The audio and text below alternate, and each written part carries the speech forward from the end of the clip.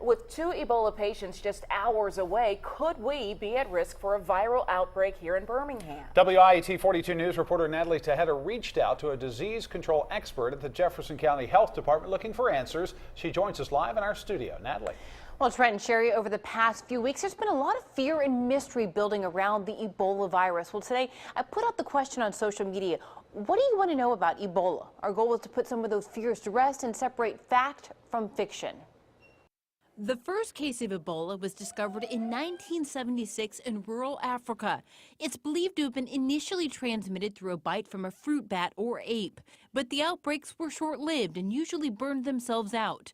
38 years later, things have changed. This outbreak that's been going on since March is by far and away the biggest outbreak that's happened since the virus was ever discovered.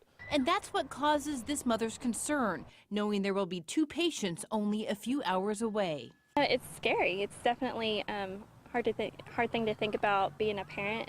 Think about your kids maybe getting it. But Khan says an outbreak here is unlikely. He says Ebola is spread human to human through blood, mucus, or other body fluids. A casual encounter with someone from or who has visited West Africa won't necessarily mean you'll come down with the virus.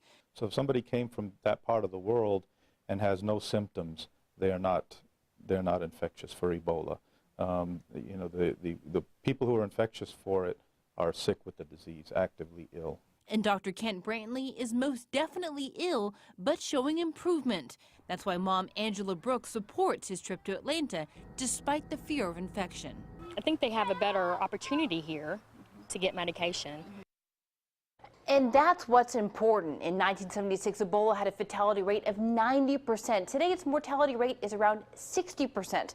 Officials say even without a cure, treatment like IV fluids, electrolytes, and other medicines can keep it from being a killer. If you'd like to see my entire interview with Dr. Khan, it is online at WIET.com. In the studio, Natalie Tejeda, WIET 42 News, coverage you can count on.